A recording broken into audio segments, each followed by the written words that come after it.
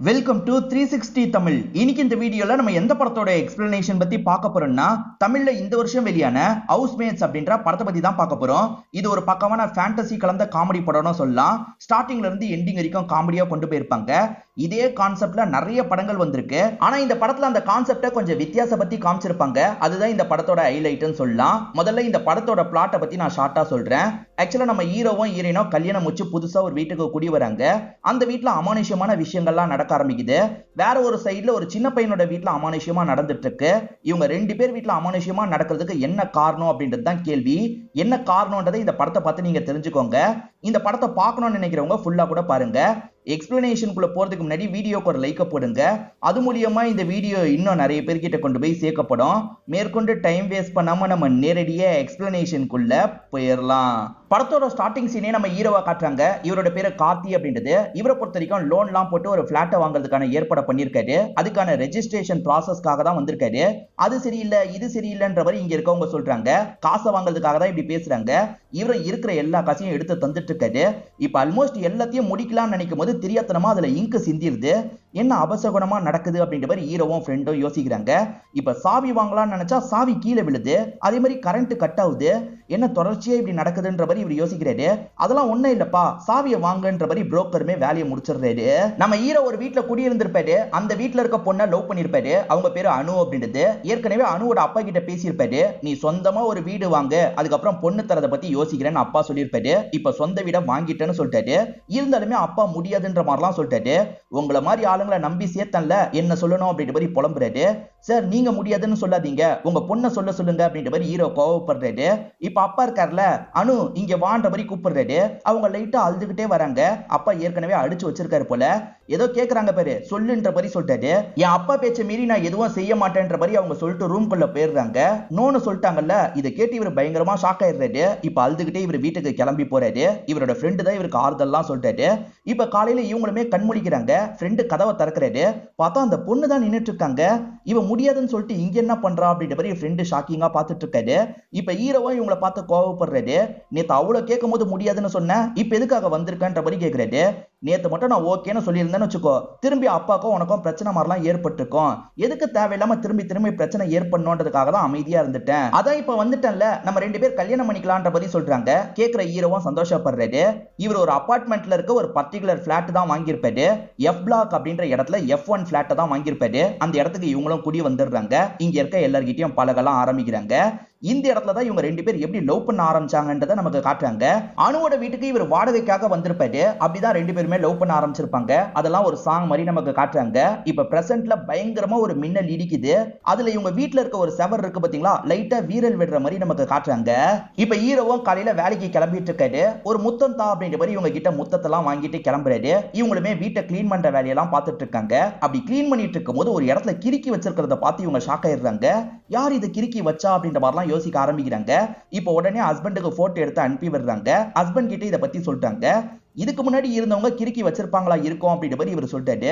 இல்ல நம்ம பொருள்லாம் அரேஞ்ச் பண்ணோம்ல, அப்ப இந்த மாதிரிலாம் எதுவுமே கிறுக்கி வச்ச மாதிரி இல்ல, இப்பதான் கிறுக்கி வச்ச மாதிரி இருக்குன்ற மாதிரி சொல்லிட்டாங்க. நீ சரியா கவனிச்சிருக்க மாட்டோமா, ஃப்ரீயா விடு, எனக்கு வேலை இருக்குன்ற மாதிரி சொல்லிட்டாரு. இவங்களுமே சரின்ற மாதிரி ஏத்துக்கிறாங்க. ஹீரோ சொன்ன மாதிரி வேலையை பண்ணலன்ற மாதிரி கிளைண்ட்டுங்க கொஞ்சம் குற்றச்சாட்டெல்லாம் வச்சிட்டு இருக்காங்க. வேற மாதிரி பண்ணிருக்கணும் அப்படின்ற மாதிரி ஐடியாலாம் கொடுத்துட்டு இருக்காங்க. சார் அந்த மாதிரிலாம் இதை பண்ண முடியாதுன்னு இவர் சொல்லிட்டாரு. நாங்க சொல்ற மாதிரி பண்றதுக்கு தான் நீ இருக்கன்ற மாதிரி இவங்க ஓவரா பேச ஆரம்பிக்கிறாங்க. அப்ப ஹீரோ கூட வேலை பார்க்குற ஒரு அண்ணன் வந்துடுறாரு. நீங்க சொல்ற மாதிரி பண்ணா ப்ராப்ளம் தான் வரும், பண்ண முடியாது, இவன் செஞ்ச மெத்தட் தான் கரெக்ட் அப்படின்ற மாதிரிலாம் ஹீரோக்கு சப்போர்ட் பண்ணி பேசிட்டு இருக்காரு. அவங்களாலேயே அந்த விஷயத்தை மறுக்க முடியல. ஏன்னா அவர் சொல்றது சரிதான். அதனால இவங்களுமே ஒரு ஸ்டேஜ்ல ஏத்துக்கிறாங்க. நீங்க இந்த வேகத்தெல்லாம் உங்களோட வேலையில காட்டுங்க, வேலையில மட்டும் சொதப்புனீங்க, அதுக்கப்புறம் எங்க கோவத்தை பாப்பீங்கன்ற மாதிரி வார்னிங்க கொடுத்துட்டு கிளம்புறாங்க. அண்ணன் உனக்குள்ள இவ்வளவு விஷயம் இருக்கான்ற மாதிரி இவங்க ரெண்டு பேரும் ஆச்சரியமா அந்த அண்ணன் கிட்ட கேக்குறாங்க. நம்ம ஹீரோயினை ஒரு குளியல போடலான்ற மாதிரி குளிச்சிட்டு இருக்காங்க. அப்படி குளிச்சிட்டு இருக்கும் போது டிவி ஆட்டோமேட்டிக்கா ஆன் ஆகிற மாதிரி சவுண்ட் கேக்குது. டிவி எப்படி ஆட்டோமேட்டிக்கா ஆன் ஆச்சு அப்படின்ற மாதிரி இவங்க ஷாக்கிங்கா பார்த்துட்டு இருக்காங்க. சரி டிவி ஆஃப் பண்ணலாம் அப்படின்ற மாதிரி இவங்க டிவி ஆஃப் பண்றாங்க. இப்ப ஃபேன் ஆட்டோமேட்டிக்கா ஓட ஆரம்பிக்குது. இது எப்படி ஆட்டோமேட்டிக்கா ஆன் ஆச்சுன்னு யோசிக்கிறாங்க. கொஞ்சம் பயத்தோட இவங்க வீட்டுல உட்காந்துட்டு இருக்காங்க. ஏற்கனவே செவத்துல கிறுக்குன மாதிரி இருந்தது பாத்தீங்களா, அது கொஞ்சம் டெவலப் ஆயிருக்கு. ஏற்கனவே இவங்க போட்டோ எடுத்து வச்சிருப்பாங்க. அந்த போட்டோ கூட கம்பேர் பண்ணி பார்க்கும்போது இவங்களுக்கு கன்ஃபார்ம் ஆயிருது. வீட்டுக்குள்ள இருக்க பயந்துட்டு இவங்க வெளியே உட்காந்துட்டு இருக்காங்க. என்ன வெளியே உட்காந்துட்டு இருக்க அப்படின்ற மாதிரி ஹஸ்பண்ட் இந்த இடத்துக்கு வராரு. வீட்டுல அமானுஷ்யமா நடக்குது பாத்தீங்களா, அதை பத்திலாம் ஹஸ்பண்ட் கிட்ட சொல்றாங்க. புதுசா ஒரு வீட்டுக்கு வந்தா இப்படிதாம்மா ஃபீல் ஆகும், நீ தேவையில்லாம யோசிக்காது அப்படின்ற மாதிரி இவர் ஆறுதல்லாம் சொல்லிட்டு இருக்காரு. ஹஸ்பண்டை பொறுத்த வரைக்கும் சொந்த வீட்டுல இருக்கணும்ன்றது கனவா இருக்கும். இந்த வீட்டை விட்டுட்டு போயிடலாம்னு சொன்னா ஹஸ்பண்ட் கஷ்டப்படுவார்னு இவங்களுக்கு நல்லா தெரியும். அதனால இவங்க அதை பத்தி எல்லாம் சொல்ல மாட்டாங்க. சரிவா வீட்டுக்குள்ள போலாம் அப்படின்ற மாதிரி ஹஸ்பண்ட் இருக்காருல, இவங்க கூட சேர்ந்து கிளம்ப ஆரம்பிக்கிறது. இப்போ ஒரு சின்ன பையனை நமக்கு காட்டுறாங்க. இவன் பேரு மனு அப்படின்றது. ஆட்டோமேட்டிக்கா கதவு திறக்கிறத பார்த்து இவன் ஷாக் ஆகுறான். அதே மாதிரி பீரோவை யாரோ திறக்கிற மாதிரி இருக்கு. யார் திறக்கிறான்ற மாதிரிலாம் பயந்த மாதிரி பார்த்துட்டு இருக்கான். பீரோல இருக்க துணிலாம் ஆட்டோமேட்டிக்கா மூவ் ஆயிட்டு இருக்கு. இந்த பையன் அதை ஷாக்கிங்கா பார்த்துட்டு இருக்கான். திடீர்னு பார்த்தா கதவு சட்டுன்னு சாத்துது. இந்த பையன் இதை பார்த்து செம்மையா பயந்துடுறான். பேய் பேயின்ற மாதிரிலாம் இங்க இருந்து ஓடுறான். இப்ப அனு இருக்காங்கல்ல, துணியெல்லாம் மடிக்கலான்ற மாதிரி எடுத்துட்டு வந்து மடிக்கிறதுக்கு ஸ்டார்ட் பண்றாங்க. இப்பதான் இவங்களுக்கு ஒரு விஷயம் ஸ்ட்ரைக் ஆகுது. இவங்க கிச்சன் வழியா வரும்போது கிச்சன்ல தண்ணி திறந்த மாதிரி இருந்திருக்கும். செக் பண்ணலான்ற மாதிரி இவங்க அந்த இடத்துக்கு வராங்க. பார்த்தா தண்ணி இருக்குல்ல, திறந்து ஆட்டோமேட்டிக்கா மூடுது. என்ன ஆட்டோமேட்டிக்கா திறக்குது, ஆட்டோமேட்டிக்கா மூடுதுன்றத பார்த்து இவங்க செம்மையா ஷாக் ஆயிடுறாங்க. இப்ப ரிப்பேர் பண்ற ஒரு நபர் வந்துடுறாரு. அந்த கொலாவை சரி பண்ணிடுறாரு. அதே மாதிரி சுவிட்ச் பாக்ஸ் எல்லாத்தையும் சரி பண்றாரு. அதுக்கான சார்ஜ் எல்லாத்தையும் கேட்டு வாங்கிடுறாரு. அண்ணா பெருசா எந்த பிரச்சனையும் இல்ல அப்படின்ற மாதிரி ஹீரோ கேக்குறாரு. அதெல்லாம் ஒண்ணும் இல்லங்க, பழசாயிடுச்சுல, அதனால தான் கொஞ்சம் ஃபால்ட் கொடுத்துருக்கு, இவ்வளவுதான் சார்ஜ் தாங்கன்ற மாதிரி வாங்கிட்டு இங்க இருந்து கிளம்பிடுறாரு. இதுதான் பிரச்சனை, நீ தான் தேவையில்லாம யோசிக்கிற அப்படின்ற மாதிரி ஹஸ்பண்ட் சொல்லிட்டாரு. ஆனா இவங்க இருக்காங்கல்ல, நான் சொல்றதை நீ நம்ப மாட்ற, அன்னைக்கு விளக்கேத்தலாம் நினைச்சேன், அப்போன்னு பார்த்து ஃபேன் ஆட்டோமேட்டிக்கா ஓடுச்சு. ஃபேன் எப்படி ஆட்டோமேட்டிக்கா ஓடும், இந்த வீட்டுல ஏதோ பிரச்சனை இருக்குன்ற மாதிரி சொல்லிட்டாங்க. அந்த அண்ணன் தான் சொன்னார்ல, புரிஞ்சுக்கோ, எந்த பிரச்சனையும் இல்லன்றாரு. மனுன்னு ஒரு சின்ன பையனை காமிச்சாங்க பாத்தீங்களா. இப்ப டாக்டர் கிட்ட தான் அந்த பையனை பேரண்ட்ஸ் கூட்டு வந்திருக்காங்க. அப்பாவோட பேரு ரமேஷ் அப்படின்றது, அம்மாவோட பேரு விஜய் அப்படின்றது. பையன் பேய பார்த்துட்டேன் அப்படின்ற மாதிரிலாம் சொல்லியிருப்பான். அதனால தான் டாக்டர் கிட்ட கூட்டு வந்திருக்காங்க. இப்ப டாக்டர் கிட்டயும் அந்த விஷயத்தை தான் சொல்லிட்டு இருக்கான். இப்படிதான் டாக்டர் சொல்லிட்டு இருக்கான், அதெல்லாம் இல்லன்னு சொன்னாலும் நம்ப மாட்டான்ற மாதிரி பேரண்ட்ஸ் சொல்றாங்க. அதெல்லாம் ஒண்ணும் இல்லப்பான்ற மாதிரி டாக்டரும் சொல்லிட்டாரு. இல்ல பேய் இருக்குன்னு சொல்றான். ஆமா ஆமா பேய் இருக்குன்ற மாதிரி இவரும் சொல்லிட்டாரு. அவன் போக்குலயே விட்டு பிடிக்கலாம் மாதிரி டாக்டர் இவங்க கிட்ட மட்டும் கண்ணடிக்கிறாரு. பேய் இருக்கான்ற மாதிரி நீ எழுதி போட்டு கேளு, பதில் வந்துருச்சுன்னா பேய் இருக்கு, பதில் வரலனா பேய் இல்ல, ஓகே தானே அப்படின்ற மாதிரி இந்த பையனை அனுப்பி விடுறாரு. லேடிஸ்லாம் காய்கறி வாங்குறதுக்காக கீழே வந்திருப்பாங்க. இப்ப அனுவும் அவங்க கிட்ட வந்து பேச ஆரம்பிக்கிறாங்க. நான் இருக்கிற பிளாட்ல இதுக்கு முன்னாடி ஏதாவது பிரச்சனை நடந்ததா, அதாவது தற்கொலை மாதிரி ஏதாவது நடந்ததா அப்படின்ற மாதிரி கேக்குறாங்க. எதுக்காக நீ அந்த மாதிரிலாம் கேட்கிற, அந்த மாதிரிலாம் எதுவுமே நடக்கல அப்படின்ற மாதிரி சொல்லிட்டாங்க. இல்ல வீட்டுல அமானுஷ்யமா நடக்கிற மாதிரி இருக்கு, அதனால தான் கேட்கறேன்னு சொல்லிட்டாங்க. அதெல்லாம் உன்னோட கற்பனையா இருக்கும்ன்ற மாதிரி அவங்க சொல்லிட்டு கிளம்புறாங்க. இங்க காய்கறி விற்கிறதுக்காக ஒரு நபர் இருக்கார்ல, அவர் மட்டும் அணுவை நிக்க சொல்லிட்டு பேச ஆரம்பிக்கிறாரு. அம்மா நீங்க கேட்கும் போது எனக்கு ஒரு விஷயம் தோணுதுமா, இவங்க எல்லாம் 2-3 வருஷத்துக்கு முன்னாடி இங்க வந்தவங்க, ஆனா நான் 10 வருஷத்துக்கு மேல இருக்கேன். நீங்க சொல்ற அதே பிளாக்ல 3 பேர் இருந்தாங்க, அப்பா அம்மா ஒரு குழந்தை, 3 பேருமே கார்ல போகும்போது ஆக்சிடென்ட் ஆகி இறந்து போயிட்டாங்க.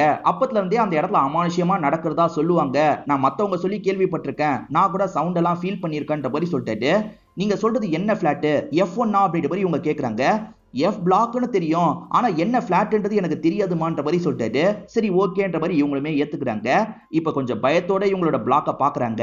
இப்ப அந்த டிராயிங் இன்னும் கொஞ்சம் டெவலப் ஆயிருக்கு. ஒரு வீடு வரையப்பட்டிருக்கு, F1 அப்படின்ற மாதிரி போட்டிருக்கு. அதே மாதிரி மை ஃபேமிலி அப்படின்ற மாதிரி 3 பேர் நின்னுட்டு இருக்காங்க. இத பாக்குற ஹீரோயினுக்கு தூக்கி வாரி போட்டுது. ஹீரோயின் இதை ஹீரோக்கு சொல்லலான்னு பார்த்தா ஹீரோக்கு லைனே கிடைக்க மாட்டேங்குது. இப்போ ஒவ்வொரு பொருள் ஆட்டோமேட்டிக்கா மூவ் ஆகுது. இதெல்லாம் பாக்குறவங்க செம்மையா பயப்படுறாங்க. இப்ப டிவி யாரோ ஆன் பண்றாங்க, சவுண்ட் எல்லாம் ஏத்திட்டு இருக்காங்க.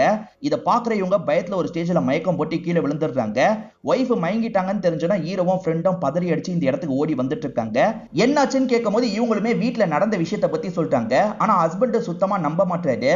புதுசா அடிச்ச பெயிண்ட் உதிர்ந்திருக்கும், அதனால தான் பழைய பெயிண்டிங் தெரிய ஆரம்பிச்சிருக்கும், நீ தேவையில்லாம யோசிக்காதன்னு சொல்லிட்டாரு.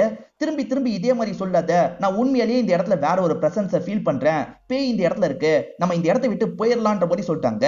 அப்படிலாம் விட்டுட்டு போக முடியாதுன்ற மாதிரி இவர் சொல்லிட்டாரு. என்னை விட இந்த வீடு தான் உனக்கு முக்கியமா அப்படின்ற மாதிரி இவங்க அழுதுகிட்டே ரூம்குள்ள போயிடுறாங்க. என்ன ஒய்ஃப் இப்படி நடந்துக்கிறா, என்னதான் இவளுக்கு பிரச்சனை அப்படின்ற மாதிரி இவருமே யோசிக்கிறாரு. இப்ப ஈவினிங் ஆயிருது. கதவு இருக்கு பாத்தீங்களா, ஆட்டோமேட்டிக்கா திறக்குது. காத்துக்கு திறந்திருக்கும் போலன்ற மாதிரி இவர் க்ளோஸ் பண்ணிடுறாரு.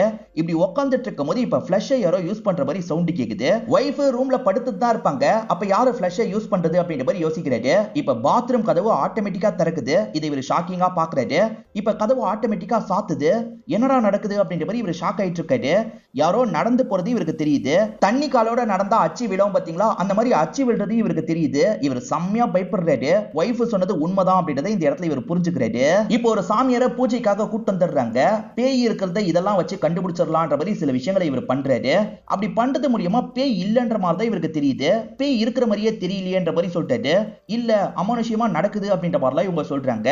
சரி உங்களுக்கு ஒரு கயிறு தரேன், அதை வேணா கட்டிக்கோங்க, அதுக்கப்புறம் இதெல்லாம் நடக்காது அப்படின்ற மாதிரி சாமியாரும் சொல்லிட்டு கிளம்பிடுறாரு.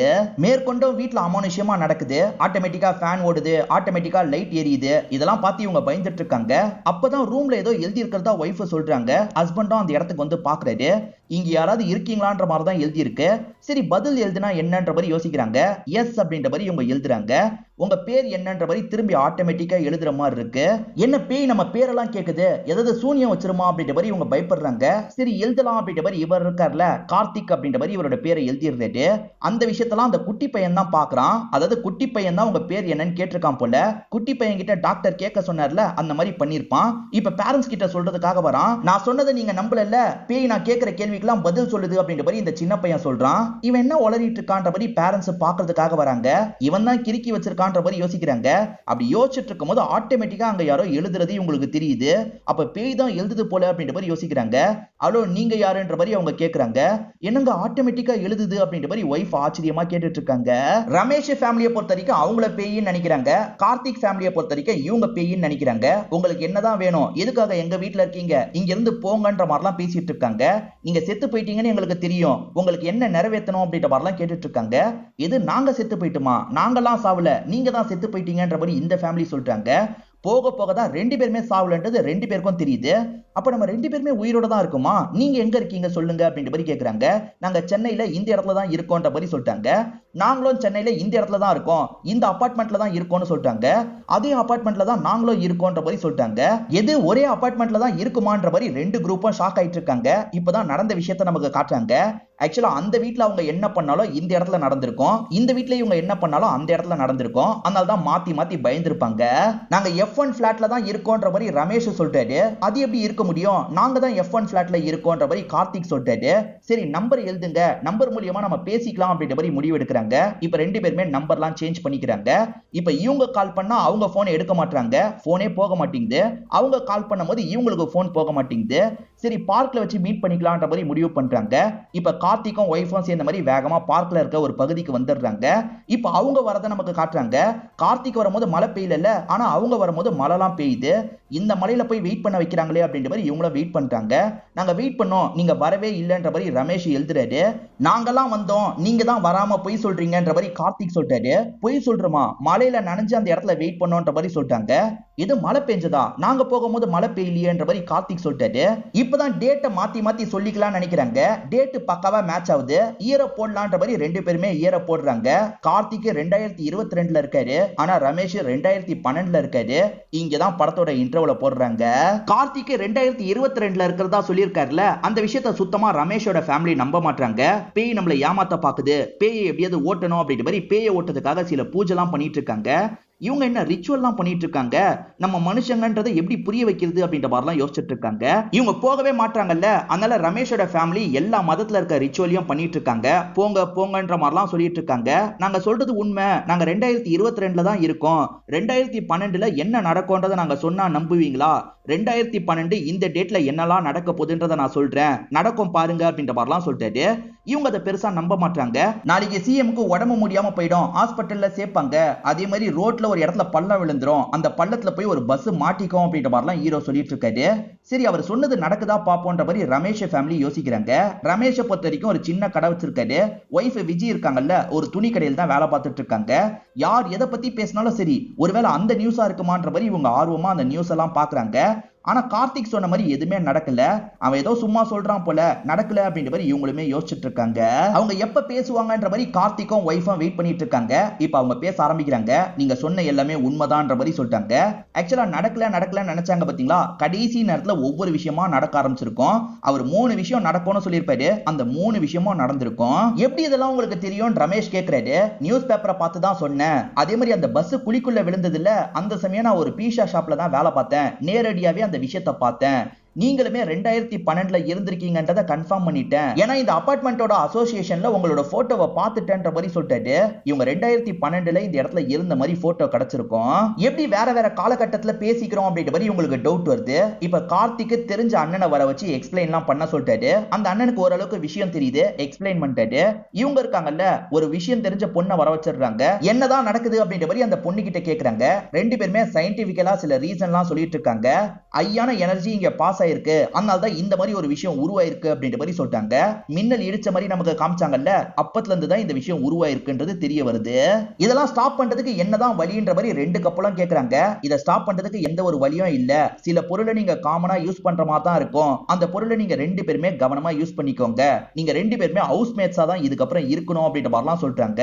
இந்த மாதிரி இருக்கிறதுல இவங்க நிறைய பிரச்சனையை ஃபேஸ் பண்றாங்க. உதாரணத்துக்கு ரமேஷ் ரெஸ்ட் ரூம் யூஸ் பண்ணும்போது தான் அந்த இடத்துல ஹீரோ குளிச்சிட்டு இருப்பாரு. ரெண்டு பேருக்குமே பயங்கர டிஸ்டர்பன்ஸா இருக்கு. அதே சமயம் விஜய் டிவில ஏதாவது ப்ரோக்ராம் கேட்கலாம்னு நினைக்கிறாங்க. அந்த சமயம் நம்ம ஹீரோயின் வேற ஏதாவது பார்க்கலாம்னு நினைப்பாங்க.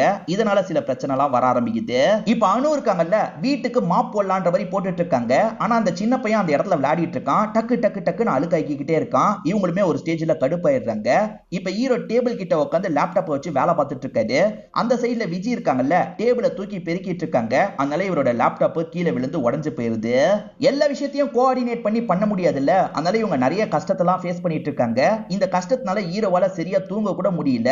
ஹீரோ ஆபீஸ்ல வேலை பார்த்துட்டு இருக்கும்போது தூங்கிடுறாரு. அதனால இங்க இருக்க வேலை இருக்குல்ல, பயங்கரமா சொதப்பிடுது. இதனால ஏகப்பட்ட லாஸ் ஏற்பட்டிருக்கும். பாஸ் இருக்கார்ல, இதுக்கப்புறம் வேலை கிடையாது, கிளம்புன்ற மாதிரி அனுப்பி விடுறாரு. இப்ப ஹீரோக்கு வேலை போயிருச்சுல, இத பத்தி அனுவும் ரமேஷோட ஃபேமிலி கிட்ட சொல்றாங்க. இதுக்கெல்லாம் நீங்க தான் காரணம் அப்படின்ற மாதிரி இந்த ஃபேமிலியை போட்டு திட்டிட்டு இருக்காங்க. இப்ப விஜய் முழிச்சு பார்க்கும்போது பக்கத்துல ரமேஷை காணோம். ரமேஷ் வெளியே சோகமா உட்காந்துட்டு இருக்காரு. என்னாச்சுங்க அப்படின்ற மாதிரி கேக்குறாங்க. அந்த கப்பல் ரொம்ப பாவம், பேசாம அவங்களுக்காக இந்த வீட்டை நம்ம காலி பண்ணிட்டு போயிட்டா என்னன்ற மாதிரி கேக்குறாரு. நீங்க என்ன பேசிட்டு இருக்கீங்கன்ற மாதிரி ஒய்ஃப் கோவப்படுறாங்க. ஆக்சுவலா வீட்டை எதிர்த்து தான் ரெண்டு பேருமே கல்யாணம் பண்ணிருப்பாங்க. நீங்களா எப்படி வாழ போறீங்கன்னு இலக்காரமா பேசினாங்க. கஷ்டப்பட்டு சொந்த வீடு வாங்கி இந்த இடத்துல இருக்கும், அவங்களுக்காக விட்டு போக சொல்றீங்களா? அதெல்லாம் என்னால முடியாதுன்ற மாதிரி ஒய்ஃப் சொல்றாங்க. இந்த ரமேஷை பொறுத்த வரைக்கும் ஒயரிங் வேலை எல்லாம் பார்க்க தெரியும். இப்ப வீட்டுக்கு வந்த ஒரு ஒயரிங் வேலை கொஞ்சம் பார்க்கணும்ன்ற மாதிரி மெயின் சுவிட்ச் ஆஃப் பண்ணிடுறாரு. இப்ப ஒயரிங் வேலை எல்லாம் பார்த்துட்டு இருக்காரு. அனு இருக்காங்கல்ல, தெரிஞ்ச ஆன்டி கிட்ட பேசி முடிச்சுட்டு வீட்டுக்கு வராங்க. வீட்டுல கரண்ட் இல்லன்னு தெரிய வருது. ஆனா ஆன்டி வீட்டுல கரண்ட் இருக்கும். சோ மெயின் தான் ஆஃப் ஆயிருக்கு போல அப்படின்ற மாதிரி இவங்க தெரிஞ்சுக்கிறாங்க. இவங்க மெயின் சுவிட்ச் ஆன் பண்றதுக்காக வராங்க. இவங்க ஆன் பண்ணாங்கன்னா அந்த சைடுல ரமேஷுக்கு ஷாக் அடிச்சிரும். நல்ல வேலையா போர்ட்ல எழுதி இருக்கிறதை இவங்க கவனிச்சிடுறாங்க. ஈவினிங் வரைக்கும் ஆன் பண்ணாதீங்கன்ற மாதிரி ரமேஷ் எழுதி வச்சிருப்பாரு. நல்ல வேலை ஆன் பண்ணல அப்படின்ற மாதிரி இவங்க யோசிக்கிறாங்க. இவங்க கொஞ்சம் தள்ளி வேலை பார்க்கறதுக்காக போயிருப்பாங்க. அந்த சமயம் பார்த்து ஹீரோ வராரு. ஹீரோ கதவை திறந்து வருது ரமேஷ்க்கு தெரியுது. அச்சச்சோ, யாரோ கதவை திறந்து இப்பதான் வராங்க, தெரியாதனமா மெயின் ஆன் பண்ணிட்டா பிரச்சனைன்னு யோசிக்கிறாரு. நம்ம ஹீரோ அப்பன்னு பார்த்து கரெக்டா மெயின் ஆன் பண்ணிடுறாரு. ஆன் பண்ணதுனால ரமேஷ்க்கு ஷாக் அடிச்சு பறந்து போய் விழுறாரு. ரமேஷ்க்கு இந்த மாதிரி ஆயிடுச்சுன்னு தெரிஞ்சோன்னா விஜய் பதட்டமா ஹாஸ்பிட்டலுக்கு வராங்க. என்னாச்சு ஏதாச்சுன்னு கேக்குறாங்க. என் மேலதான் தப்புன்ற மாதிரி இவர் சமாளிக்கிறதுக்கு ட்ரை பண்ணிட்டாரு. ஆனா அம்மா இருக்காங்கல்ல, என்ன நடந்தது அப்படின்ற மாதிரி பையன் கிட்ட அதட்டி கேக்குறாங்க. அம்மா அப்பா ஆன் பண்ண கூடாதுன்னு எழுதி வச்சிருந்திருக்காரு, இருந்தாலுமே ஆன் பண்ணிட்டாங்க, அதனாலதான் இப்படி ஆயிடுச்சு அப்படின்ற மாதிரி பையன் சொல்றான். இதை கேட்கறவங்க டென்ஷன் ஆயிடுறாங்க. என் ஹஸ்பண்டோட உயிர் பெயர்ந்தா என்ன பண்ணிருப்பீங்க அப்படின்ற மாதிரிலாம் பயங்கரமா திட்டுறாங்க. நாங்க வேணும்ட்டே பண்ணல, தெரியாம தான் இப்படி ஆயிடுச்சு அப்படின்ற மாதிரி இவங்க சொல்றாங்க. ஆனா அவங்க கேட்காம பயங்கரமா சத்தம் போட்டுட்டு போயிடுறாங்க. இப்ப அனு இருக்காங்கல்ல, இந்த வீட்டை நம்ம காலி பண்ணிட்டு போயிடலாம். அந்த சின்ன பையனுக்கு ஏதாவது ஆயிடுச்சுன்னா நம்மளால என்ன பண்ண முடியும்? எல்லா சமயமும் நம்மளால கவனமா இருக்க முடியாது. நீ வேற ஏதாவது ஏற்பாடு பண்ணுன்ற மாதிரிலாம் ஹஸ்பண்ட் கிட்ட இவங்க பேசிட்டு இருக்காங்க. அப்ப அந்த சின்ன பையன் இவங்க கிட்ட கம்யூனிகேட் பண்ண ஆரம்பிக்கிறான். என் அம்மா மிரட்டி கேட்டாங்க, அதனாலதான் உங்களை பத்தி சொல்லிட்டேன், சாரின்ற மாதிரிலாம் கேட்கறான். அதெல்லாம் ஒன்னும் பிரச்சனை இல்லை அப்படின்ற மாதிரி இவங்க ஜாலியா அந்த பையன் கிட்ட பேசிட்டு இருக்காங்க. நான் உங்களுக்கு முத்தம் கொடுக்கவா அப்படின்ற மாதிரி கேட்கறான். சபத்துக்கு பக்கத்துல வந்து முத்தம் கொடுக்கறான். இவங்களுமே அதை வாங்கிக்கிட்ட மாதிரிலாம் பண்ணிட்டு இருக்காங்க. வைஃப் சொன்னதோ சரிதான், இந்த பையனுக்கு நாளை பின்ன ஏதாவது ஆயிடுச்சுன்னா என்ன பண்றது அப்படின்ற மாதிரி இவரும் யோசிக்கிறாரு. இப்ப கைமாத்தி விடலாம் நினைக்கிறாரு. இவருக்கு நிறைய காசு நஷ்டமாகும்ன்றது தெரிய வருது. இருந்தாலும் பரவாயில்ல, வேற யாருக்காவது வித்துடலாம் அப்படின்ற மாதிரி இவர் யோசிக்கிறாரு. ஒரு பார்ட்டியை வந்து பாக்குறேன்னு சொல்லியிருக்காரு. அந்த நாள் ரமேஷ் வீட்டுல இல்லாம இருந்தா தானே நல்லா இருக்கும். அதனால ரமேஷ் கிட்டே இந்த விஷயத்த சொல்றாங்க. நீங்க 6 மணி வரைக்கும் வீட்டுக்கு வராதீங்க, ஏன்னா அப்பதான் எங்களால விற்க முடியும் அப்படின்ற மாதிரிலாம் சொல்றாங்க. ரமேஷோட ஃபேமிலியை ஏத்துக்கிறாங்க. இவங்க விக்கலாம்னு நினைச்ச அந்த ஏஜென்ட்டை இந்த இடத்துக்கு வந்துடுறாரு. அவரை பொறுத்த வரைக்கும் அவ்வளவு ஈஸியா ஒரு வீட்டெல்லாம் வாங்க மாட்டாரு. பயங்கரமா செக் பண்ணி தான் வாங்குவாரு. எல்லாமே கரெக்டா இருக்கான்ற மாதிரி நல்லா இழுத்து இழுத்து பார்த்துட்டு இருக்காரு. நிறைய இடத்துல ரொம்ப வீக்கா இருக்கு, இதுக்கெல்லாம் காசை குறைச்சு பண்ற மாதிரிலாம் பேரம் பேசிட்டு இருக்காரு. இவர் ரொம்ப லேட் பண்ணிட்டு இருக்காருல, அதனால ரமேஷோட ஃபேமிலி வீட்டுக்கே வந்திருப்பாங்க. 6 மணி ஆயிருக்கும், அதனால தான் வீட்டுக்கு வந்திருப்பாங்க. இப்ப இவர் ரெஸ்ட் ரூம்ல இருக்கும் போது தண்ணி ஆட்டோமேட்டிக்கா ஃப்ளஷ் ஆகுது. என்ன ஆட்டோமேட்டிக்கா ஃப்ளஷ் ஆகுது அப்படின்ற மாதிரி இந்த ஏஜென்ட் கேக்குறாரு. எல்லாம் சென்சார் வச்சிருக்கோம் அப்படின்ற மாதிரி இவங்க சொல்றாங்க. இப்ப ஃபேன் ஆட்டோமேட்டிக்கா ஆன் ஆகுது. அங்க அங்கேயும் சென்சார் போட்டிருக்கோன்ற மாதிரி சமாளிக்கிறாங்க. பரவாயில்லையே, எல்லா இடத்துலயும் சென்சார் போட்டிருக்கீங்களே, இந்தாங்க அட்வான்ஸ்ன்ற மாதிரி தரதுக்காக வராது. அப்பன்னு பார்த்து இந்த இடத்துல பையனுக்கு பர்த்டே கொண்டாடுறதுக்காக ஆளுங்க எல்லாம் வந்துடுறாங்க. அதை வைக்கிறதுக்கு ஒரு சேர் தேவைப்படுது இல்ல, இவங்களுமே சேரை இழுக்கலான்ற மாதிரி அங்க இருக்க ஒரு சேரை இழுத்துட்டு இருக்காங்க. இந்த இடத்துல சேர் ஆட்டோமேட்டிக்கா மூவ் ஆகுறதை இந்த ஏஜென்ட் பார்த்து ஷாக் ஆயிடுறாரு. என்ன சேர்லியுமா சென்சார் வச்சிருக்கீங்கன்ற மாதிரி கேக்குறாரு. இவங்க ரமேஷ் ஃபேமிலி கூட கம்யூனிகேட் பண்ண எல்லாத்தையுமே ஒரு பேப்பர் ஒட்டி மறைச்சிருப்பாங்க. அந்த பேப்பர் தெரியாம கிழிஞ்சு வந்துருது. இவங்க பேய் கூட கம்யூனிகேட் பண்ற மாதிரி பேசியிருக்காங்கல்ல, அதெல்லாம் அந்த ஏஜென்ட் பாத்துடுறாரு. பேய் இருக்கிற வீட்டை ஏமாத்தி விக்கிறதுக்கா பாக்குறீங்க, என்னெல்லாம் வாங்க முடியாதுன்ற மாதிரி ஓடிடுறாரு. இந்த டீல் முடியாம போனதுக்கு ரமேஷ் ஃபேமிலி தான் காரணம்னு ஹீரோ கோவப்படுறாரு. அதனால ஹீரோ இருக்கார்ல, அந்த சேரை தூக்கி போடுறாரு. இந்த இடத்துல கேக்கு பறந்து போய் கீழே விழுந்துருது. இந்த வீட்டை விற்க முடியன்ற மாதிரி ஹீரோ சோகமா உட்காந்துட்டு இருக்காரு. இங்க ஒரு அங்கிள் பழக்கமா இருப்பாரு. அவர் என்ன சொல்றாருன்னா, என்னோட தம்பி வாங்குற ஐடியால இருக்கான், உங்க வீடு கூட ஓகே, அவன் வந்தா முடிச்சிடலான்ற மாதிரி சொல்லிட்டாரு. இவங்களுமே இதை கேட்டு பயங்கரமா சந்தோஷப்படுறாங்க. இந்த சைடுல ரமேஷ் இருக்காரு பாத்தீங்களா, அயன் பண்ணலாம் அப்படின்ற மாதிரி பெட்ல துணியெல்லாம் வச்சு அயன் பண்ண ஆரம்பிக்கிறாரு. இந்த சைடுல கார்த்தியும் ஃப்ரெண்டும் முக்கியமான பேப்பர்ஸ் எல்லாம் வச்சு பார்த்துட்டு இருக்காங்க. அப்ப கார்த்திக்கு வேலை வந்துரும். கார்த்தி இங்க இருந்து எந்திரிச்சு போறாரு. ஃப்ரெண்டுக்கு சுடுற மாதிரியே இருக்கு. ஃப்ரெண்டும் எந்திரிச்சு போயிடுறாரு. அந்த இடத்துல ரமேஷ் அயன் பாக்ஸ வச்சார்ல, அது சாஞ்சிருக்கும். அதனால பெட் கொஞ்சம் கொஞ்சமா பத்தி எரிய ஆரம்பிக்குது. இங்க இருக்க பெட்டும் பத்தி எரிய ஆரம்பிக்கும்ல, எரிய ஆரம்பிச்சதுல எல்லா பேப்பருமே எரிஞ்சு போயிருது. ரொம்ப முக்கியமான பேப்பர்ஸா இருக்கும். எல்லாமே போயிருச்சு அப்படின்ற மாதிரி ஹீரோ இந்த இடத்துல ஃபீல் பண்ணிட்டு இருக்காரு. ஹீரோக்கு கரண்டா இங்க வேலை போயிருச்சு இல்ல, அதனால தான் வெளிநாட்டுல ஒரு வேலைக்கான ப்ராசஸ் எல்லாம் பண்ணிருப்பாரு. அது எல்லாமே நாசமா போயிருது. இதனால பயங்கரமா ரமேஷ் ஃபேமிலி மேல இவர் கோவப்பட்டு இருக்காரு. இப்ப இவரோட வைஃப் அனு இருக்காங்கல்ல, என் வீட்டுக்கு போயிடலாம், என்னோட பேரண்ட்ஸ் கிட்ட நான் பேசிட்டேன், நம்ம கொஞ்ச நாள் அங்க இருக்கலாம்ன்ற மாதிரி சொல்லிட்டாங்க. நீ என்ன பேசிட்டு இருக்கானோ, நான் உன் வீட்டுக்கு வந்தா என்ன நினைப்பாங்க, இவனால நம்ம பொண்ணை பாத்துக்க முடியல நினைப்பாங்கல்ல, எனக்கு அசிங்கமா இருக்கும்ன்ற மாதிரி சொல்லிட்டாரு. அதெல்லாம் பாத்துக்கலாம் வான்ற மாதிரி அனு சொல்றாங்க. இப்ப எனக்கு வேலை போயிருச்சு, இந்த வீடும் போக போகுது, அதனால என்ன விட்டு போலான்னு நினைக்கிறியா அனுன்ற மாதிரி இவர் கேக்குறாரு.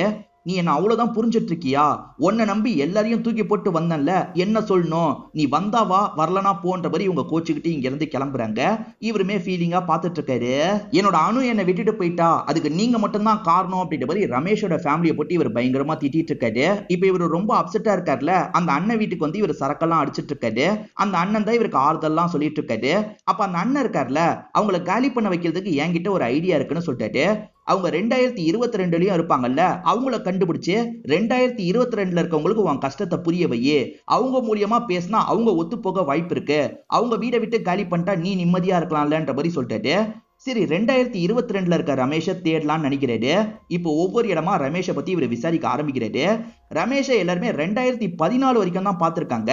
அதாவது 2 வருஷம் தான் எக்ஸ்ட்ரா பார்த்திருக்காங்க. அதுக்கப்புறம் ரமேஷோட ஃபேமிலிக்கு என்னாச்சு ஏதாச்சுன்னு பெருசா தெரிய மாட்டேங்குது.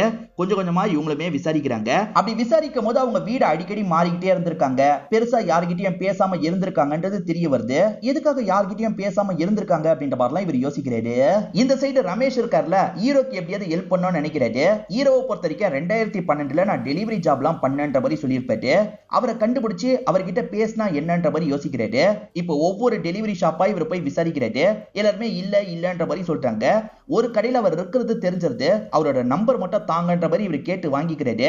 இப்போ உடனே கார்த்திக்கு கால் பண்ணிட்டாரு. தம்பி நீ இந்த இடத்துக்கு வர முடியுமா, ஒரு விஷயத்தை பத்தி உங்ககிட்ட டிஸ்கஸ் பண்ணணும்னு சொல்லிட்டாரு. நீங்க யார் சார், நீங்க யாருன்னே தெரியல, உங்ககிட்ட பேசுறதுக்கு நான் எதுக்கு வரணும்னு கேக்குறாரு. தம்பி முக்கியமான பிரச்சனைப்பா வான்ற மாதிரிலாம் சொல்லிட்டாரு. சார் வேலையெல்லாம் முடிச்சுட்டு ஃப்ரீயா இருந்தா நைட்டு நேரம் வரேன் சார், இல்லனா என்னால வர முடியாது அப்படின்ற மாதிரி இவரும் சொல்றாரு. 2022ல நம்ம ஹீரோ இருக்காரு பாத்தீங்களா, எப்படியாவது ரமேஷை கண்டுபிடிச்சிடணும்ன்ற மாதிரி ஒவ்வொரு இடமா அலைஞ்சிட்டு இருக்காரு. இவங்க பைக்ல வந்துட்டு இருக்கும் போது குறுக்க குட்டியான ஒண்ணு வந்துருது. இவங்க தெரியாதனமா இடிச்சு பறந்து போய் பொத்துன்னு கீழே விழுறாங்க. அந்த குட்டியானியை ஓட்டுறவரும் சாரி சாரின்ற மாதிரி சொல்லிட்டாரு. பரவாயில்ல இருக்கட்டும் விடுங்கன்ற மாதிரிலாம் சொல்றாங்க. இவங்க ரமேஷ் போட்டோவை கையில வச்சாங்கல்ல, அது காத்துல பறந்து ஒரு ஃபேக்டரிக்குள்ள போகுது. அங்க இருக்க வாட்ச்மேனை இது ரமேஷ் தானேன்ற மாதிரி கேக்குறாரு. ரமேஷை தெரியுமான்ற மாதிரி கேக்குறாங்க. இங்கதான் வேலை பாக்குறான் தெரியும்ன்ற மாதிரி அவர் சொல்லிட்டாரு. இது இங்கதான் வேலை பாக்குறாரா அப்படின்ற மாதிரி இவங்க பாக்குறதுக்காக வந்துடுறாங்க. ரமேஷ் வயசான மாதிரி இந்த இடத்துல இருக்காரு. இப்ப ரமேஷ் கிட்ட ஹீரோ இருக்காருல, நீங்களும் நானும் பேசியிருக்கோம், நீங்க F1 பிளாட்ல இருந்தீங்கல்ல, அப்பதான் நாங்க பேசணும், ஞாபகம் இருக்கா அப்படின்ற மாதிரிலாம் கேக்குறாரு. எது செவத்துல எழுதி பேசிக்கிட்டுமா, அப்படிலாம் பேசின மாதிரி எனக்கு எதுவுமே ஞாபகம் இல்லையே, அப்படிலாம் நடக்கவே இல்லைன்ற மாதிரி மாதிரி சொல்லிட்டாரு. என்னங்க இப்படி சொல்றீங்க, 10 வருஷத்துக்கு முன்னாடி தானே நடந்தது, யோசிச்சு பாருங்கன்ற மாதிரிலாம் சொல்லிட்டாரு. அப்பெல்லாம் எதுவுமே நடக்கலன்ற மாதிரி ரமேஷ் சொல்லிட்டாரு. போய் சொல்றீங்களா அப்படின்ற மாதிரி இவர் கோவத்துல காலரை பிடிக்கிறாரு. அப்பதான் ஃப்ரெண்டோ நிறுத்து மச்சான், அந்த அண்ணன் கிட்ட பேசுன்ற மாதிரி போனை தராரு. ஹீரோவோட கொலி கண்ணா இருக்கார்ல, இந்த ரமேஷுக்கு தெரிஞ்சிருக்கணும்ன்ற அவசியம் கிடையாது, நீ பேசிட்டு இருக்க ரமேஷ் உன்னோட பாஸ்ட் கிடையாது, வேற டைமென்ஷனை சேர்ந்த ரமேஷ் அப்படின்ற மாதிரிலாம் சொல்லிட்டாரு. இதை கேட்கிற ஹீரோவும் புடிச்சிட்டு இருக்க காலரை விட்டுறாரு. இப்ப எப்படிதான் இந்த சிச்சுவேஷனை ஹேண்டில் பண்றதுன்னு யோசிக்கிறாரு. இந்த ரமேஷ்க்கு இவனுக்கு ஏதோ பிரச்சனைன்றது புரிஞ்சிருது. அந்த பிரச்சனையை பத்தி கேட்டு தெரிஞ்சுக்கலான்ற மாதிரி இவர்கிட்ட பேச ஆரம்பிக்கிறாரு. ஹீரோவும் பிரச்சனையை பத்தி எல்லாம் சொல்லிட்டாரு. இப்ப ஹீரோ இருக்கார்ல, என்ன மன்னிச்சிரு, கிளம்பி வா, இன்னைக்கு ப்ராப்ளம் சால்வ் ஆயிடும் அப்படின்ற மாதிரிலாம் ஹீரோயின் கிட்ட சொல்றாரு. இப்ப இவங்களுமே F1 பிளாட்டுக்கு வந்துடுறாங்க. இந்த டைமென்ஷனை சேர்ந்த ரமேஷும் அவரோட வைஃப் விஜயும் வந்துடுறாங்க. அவங்க இவங்க சொல்றதை பெருசா நம்ப மாட்டாங்க. எங்களை மாதிரியே ஒருத்தங்க இருக்காங்கன்னா கண்டிப்பா நாங்க பேசி ஹெல்ப் பண்றோம்ன்ற மாதிரி ஏத்துக்கிறாங்க. இப்ப இவங்க எழுதுறாங்க, பதில் வருது. பதில் ஆட்டோமேட்டிக்கா வருது இல்ல, இத பாக்குற இவங்க ஷாக் ஆகுறாங்க. நாங்க ரமேஷ் விஜய் தான் பேசுறோம், வேற டைமென்ஷன்ல இருந்து பேசுறோம்ன்ற மாதிரி சொல்றாங்க. ஆனா அது அங்க இருக்க ரமேஷும் விஜயும் ஏத்துக்க மாட்டாங்க. என்ன எங்க கிட்ட டிராமா பண்றீங்களான்ற மாதிரி கேக்குறாங்க. இல்ல இல்ல, உண்மையாலே நாங்க தான் பேசுறோம், உங்க ரெண்டு பேருக்குள்ள சில விஷயங்கள் இருக்கும்ல, அந்த விஷயங்களை பத்தி கேளுங்க, நாங்க கரெக்டா சொல்லுவோம், ஏன்னா உங்களை பத்தி எல்லாமே எங்களுக்கு தெரியும்ன்ற மாதிரிலாம் சொல்றாங்க. சரி கேட்டுதான் பாப்போமே அப்படின்ற மாதிரி இங்க இருக்க விஜய் கேக்குறாங்க. என் ஹஸ்பண்டுக்கு அடிக்கடி ஒரு கனவு வரும், அந்த கனவு பத்தி என்கிட்ட மட்டும் தான் ஷேர் பண்ணிருக்காரு, என்ன கனவுன்னு சொல்லுங்கன்ற மாதிரி கேக்குறாங்க.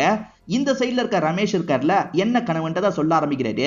ரமேஷோட சின்ன வயசுல ரமேஷ்க்கு ஒரு கனவு வந்திருக்கும். கூட்டத்துல அம்மாவை மிஸ் பண்ற மாதிரி தான் கனவு வந்திருக்கும். அதுல இருந்து சில நாள்ல அம்மா இறந்து போயிடுவாங்க.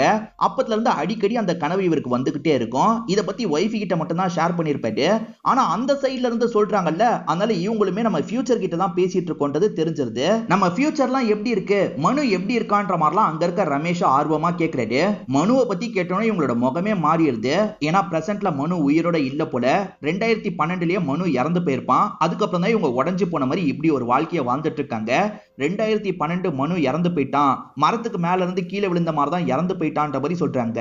அது என்ன நாள்னு பார்த்தா இன்னைக்கு தான் அவனோட நினைவு நாளா இருக்கும். இன்னைக்கு தான் அவன் இறந்து போனான், வீட்டுல இருக்கானா பாருங்கன்ற மாதிரி சொல்றாங்க. இவங்க பதட்டமா வீட்டுல தேடினா அவன் வீட்டுல இல்லன்னு தெரிய வருது. அவன் இருக்கான் பாத்தீங்களா, ஏதோ ஒரு பிளேனை வச்சு விளையாடிட்டு இருக்கான். அந்த பிளேன் மரத்துல மாட்டிக்குது. பக்கத்துல பசங்க எல்லாம் இல்ல, நம்மளே ஏறி எடுக்கலான்ற மாதிரி இவன் மரத்து மேல ஏறிட்டு இருக்கான். இப்ப ரமேஷ் விஜய் இருக்காங்கல்ல, பையன் எங்கன்னு பாத்தீங்களான்ற மாதிரி ஒவ்வொருத்தர்கிட்டயா கேட்டுட்டு இருக்காங்க. சரி மரம் இருக்கிற பகுதியில எல்லாம் தேடலாம் அப்படின்ற மாதிரி இவங்க ஓடி வந்துட்டு இருக்காங்க. இந்த சமயம் தான் பாஸ்ட்ல இருக்க நம்ம ஹீரோ இந்த இடத்துக்கு வந்துடுறாரு. முடிஞ்சா நைட்டு வரேன்னு சொன்னார்ல, அதனால தான் இந்த இடத்துக்கு வந்திருக்காரு. ஒரு ஸ்டேஜ்ல பையன் மரத்துல தொங்கிட்டு இருக்கிறத இவங்க ரெண்டு பேர் பாக்குறாங்க. அதே மாதிரி பாஸ்ட்ல இருக்க ஹீரோவும் பாக்குறாரு. இவங்க காப்பாத்தலான்னு போயிட்டு இருக்காங்க. அதுக்குள்ள பையன் மேல இருந்து பொத்துன்னு கீழே விழுந்துடுறான். இத பாக்குற இவங்க ரெண்டு பேருமே பயங்கரமா ஷாக் ஆயிடுறாங்க. பையனை காப்பாத்த முடியலையேன்ற மாதிரிலாம் ஃபீல் பண்ணிட்டு இருக்காங்க. பையனை காப்பாத்தினாங்களா இல்லையான்ற மாதிரி ரமேஷும் விஜயும் ஃபீல் பண்ணிட்டு இருக்காங்க. ஹீரோவும் என்னாச்சு பதில் சொல்லுங்கன்ற மாதிரிலாம் கேட்டுக்கிட்டே இருக்காரு. இப்ப கொஞ்ச நேரம் பதில் வராம இருக்கு. ஒரு ஸ்டேஜ்ல பையனை காப்பாத்திட்டோன்ற மாதிரி பதில் வருது. இப்ப பையனை சவர ஒட்டின மாதிரி நிக்க வைக்கிறாங்க. பையனோட டிராயிங்க வரைகிறாங்க. இந்த சைடுல இருக்க ரமேஷும் விஜயும் அதை பாக்குறாங்கல்ல, இப்ப பக்கத்துல போய் கட்டிலாம் பிடிச்சிட்டு இருக்காங்க. பையன் கூட இருக்க மாதிரியும் அவனை கட்டி பிடிக்கிற மாதிரியும் யோசிச்சு பாக்குறாங்க. 2012ல இவங்களோட பையன் உண்மையிலேயே இறந்து போயிருப்பான். அதாவது வேற டைமென்ஷன்ல பையன் இறந்து போயிருப்பான். பையன் இறந்து போனதுக்கு அப்புறம் இவங்க உடஞ்சு போயிருப்பாங்க. பெருசா யாருகிட்டயும் பேசியிருக்க மாட்டாங்க. நிறைய வீடு மாறிக்கிட்டே இருந்திருப்பாங்க. பையன் மரத்துக்கு மேல இருந்து கீழே தானே விழுந்தான், எப்படி தப்புச்சான்றதை இப்பதான் நமக்கு ரிவீல் பண்றாங்க. ஆக்சுவலா ஒரு வண்டி மறைச்சதுனால தான் பையன் விழுந்துட்டதா இந்த பேரண்ட்ஸ் நினைச்சிருப்பாங்க. உண்மை என்ன தெரியுமா, ஹீரோ காப்பாத்துறதுக்காக பைக்ல வேகமா போயிருப்பாரு. குறுக்க ஒரு குட்டியான வந்திருக்கும். அதுல இடிச்சதுனால ஹீரோ பறந்து போயிருப்பாரு. அந்த பையனை பிடிச்சிட்டு பக்கத்துல இருக்க குப்பை தொட்டியில போய் விழுந்திருப்பாரு. ரெண்டு பேருமே சேஃபா தப்பிச்சிருப்பாங்க. ஹீரோவும் ஃப்ரெண்டும் பைக்ல வரும்போது ஒருத்தர் தெரியாம இடிச்சார்ல, அவர் தான் தெரியாம இந்த இடத்துல காப்பாத்தி இருக்காருன்ற மாதிரி நமக்கு காட்டுறாங்க. ஹீரோ தான் காப்பாத்தி கொடுத்தாரு அப்படின்ற மாதிரி ரமேஷும் வைஃபும் சந்தோஷமா இந்த இடத்துல சொல்றாங்க. இந்த டைமென்ஷன்ல இருக்க ரமேஷும் வைஃபும் குழந்தையை இழந்து வாழ்ந்துட்டு இருக்காங்க. ஆனா அந்த டைமென்ஷன்ல இருக்க ரமேஷும் வைஃபும் குழந்தையை காப்பாத்தி வாழ போறாங்க. இந்த வயசான ரமேஷை பொறுத்த வரைக்கும் ஹெல்ப் பண்றதுக்காக தானே வந்தாரு. நாங்க சொன்னா கண்டிப்பா அவங்க கேட்பாங்க, உங்க வீட உங்களுக்கே நாங்க வாங்கி தந்துடுறோம் அப்படின்ற மாதிரிலாம் சொல்றாங்க. இல்ல இல்ல, இதுக்கப்புறம் இந்த வீட்டுல நீங்க தான் இருக்க போறீங்க, இந்தாங்க கீ அப்படின்ற மாதிரி ஹீரோ தந்துட்டு இருக்காரு. அதாவது இவங்களால இவங்க குழந்தை கூட வாழ முடியல, இங்கதான் உங்க குழந்தை இருக்க போறான், நீங்க ரெண்டு பேருமே ஒத்துமையா இந்த இடத்துல இருந்துக்கோங்க, நீங்க ரெண்டு பேருமே கரெக்டா கோஆர்டினேட் பண்ணி இருந்துக்கலாம் அப்படின்ற மாதிரி கீயை தந்துடுறாங்க. இதோடய இந்த படத்தோட கதையை ஹாப்பியா முடிச்சிடுறாங்க. கண்டிப்பா இந்த படம் உங்க எல்லாருக்குமே பிடிச்சிருக்கோன்னு நம்புறேன். இந்த வீடியோ உங்களுக்கு பிடிச்சிருந்ததுன்னா லைக் பண்ணுங்க, கமெண்ட் பண்ணுங்க, மறக்காம 360 தமிழ் சேனலை சப்ஸ்கிரைப் பண்ணுங்க. தொடர்ச்சியா இந்த மாதிரி வீடியோக்கள் வந்துகிட்டே தான் இருக்கும்.